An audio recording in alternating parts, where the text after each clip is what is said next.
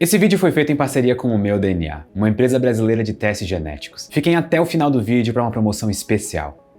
Nós, seres humanos, conseguimos distinguir a cor violeta da cor vermelha porque nós somos capazes de identificar a energia, ou comprimento de onda dos fótons que incidem sobre as nossas retinas, que ficam na parte de trás, no interior dos nossos olhos. Lá nós temos dois tipos de células que captam luz, e uma delas é conhecida como cone. Os cones possuem moléculas de pigmento que absorvem a energia eletromagnética do impacto dos fótons, gerando um impulso elétrico. E é esse sinal, esse impulso, que viaja através do nervo óptico para o cérebro, onde a percepção consciente das cores e imagens é criada. Comprimentos de onda mais curtos são o que nós percebemos como azul, enquanto comprimentos de onda mais longos são o que nós conhecemos como vermelho. Todos os comprimentos de onda intermediários e as possíveis combinações deles constituem um caleidoscópio completo. As luzes que nós vemos são misturas de vários comprimentos de onda. Um olho humano padrão tem 3 tipos de células cônicas, cada uma delas podendo registrar cerca de 100 tons diferentes de cores. Por causa disso, a maioria dos pesquisadores estima que o número de cores que nós podemos distinguir chega a cerca de 1 milhão.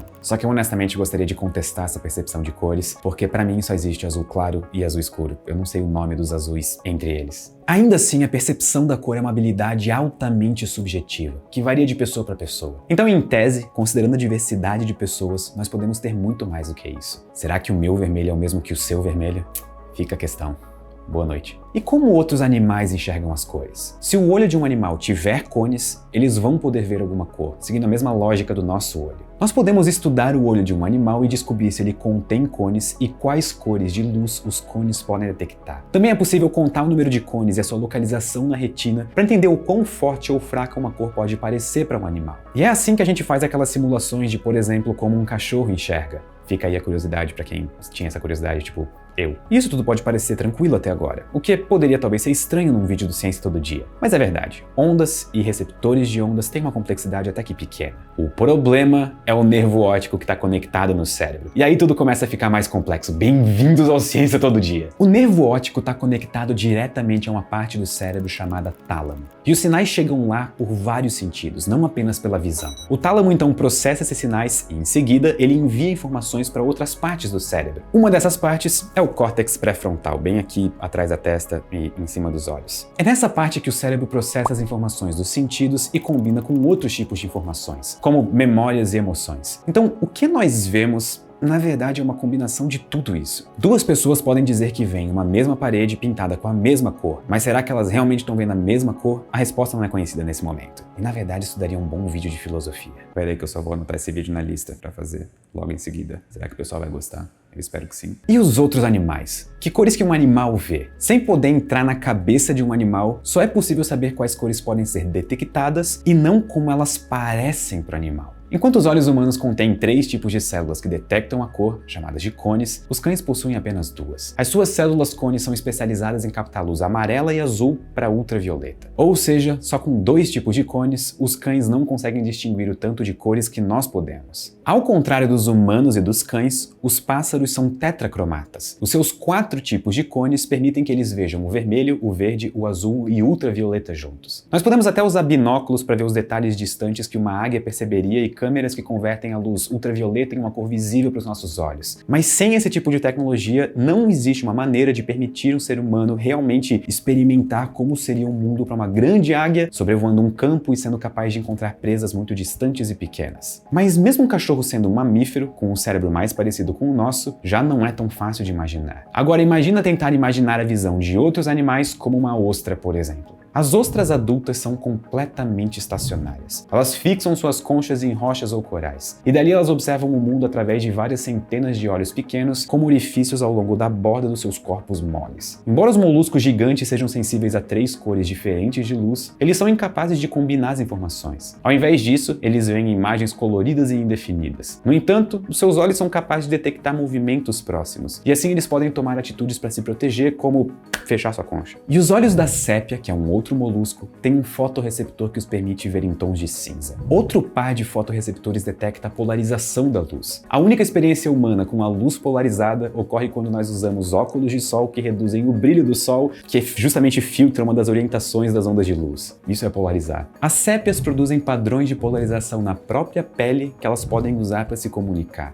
Então, olhando um para o outro, as sépias veriam tons de cinza com as informações de polarização sobrepostas, o que é muito difícil de imaginar, mas bem interessante. Então nós podemos ir para as aranhas saltadoras, que também podem ver um espectro de cores mais amplo do que nós. Elas até têm pigmentos sensíveis à luz ultravioleta, então elas são capazes de ver mais detalhes na pétala de uma flor, por exemplo. As cascavéis têm visão em cores de baixa resolução durante o dia e muitas células de bastonetes para conseguir enxergar à noite. Mas o que diferencia as cascavéis é sua capacidade de detectar a luz infravermelha. Da mesma fórmula que víboras, pítons e jiboias, a cascavel tem ferramentas sensoriais especiais chamadas fossetas, que é um par de orifícios em cada lado do focinho entre o olho e a narina. Suspensa em cada uma delas tem uma membrana fina que detecta o calor. Receptores presentes nos neurônios conectados nessa membrana são os responsáveis pela capacidade das cobras de transformar a luz infravermelha em sinais nervosos. Em seres humanos, o mesmo receptor ativa a nossa resposta à dor e a certos elementos picantes, como o wasabi e mostarda. Em cobras, ele responde ao calor de uma presa próxima. Aqui um exemplo incrível de animais que podem ver sem usar os olhos. O cérebro da cascavel mescla as informações dos órgãos das fossetas com as informações dos olhos, de modo que a imagem térmica da presa é sobreposta visual. Nesse caso, não é difícil para nós imaginarmos o que as cobras veem, basta olhar uma câmera infravermelha. Só que embora a maior parte de nós esteja limitado a ver o espectro visível das cores, as pessoas com uma doença chamada afaquia possuem visão ultravioleta. A afaquia é a falta da lente, do cristalino dos nossos olhos, por causa da remoção cirúrgica de cataratas ou defeitos de renascença. Essa lente normalmente bloqueia a luz ultravioleta. Então, sem ela, as pessoas são capazes de ver além do espectro visível e perceber comprimentos de onda de até cerca de 300 nanômetros, como tendo uma luz meio branco-azulada. Já um estudo mostrou que, dependendo de uma coincidência, todos nós podemos ver fótons infravermelhos também. Se dois fótons infravermelhos atingem uma célula retinal quase simultaneamente, a energia deles pode se combinar, convertendo eles em comprimento de onda invisível de, digamos, 1000 nanômetros para 500 nanômetros, o que é visível, que parece um verde meio frio para a maioria dos olhos. Além disso, existem algumas pessoas que, como os pássaros, podem ser tetracromatas. Pessoas que possuem uma visão aparentemente sobre-humana.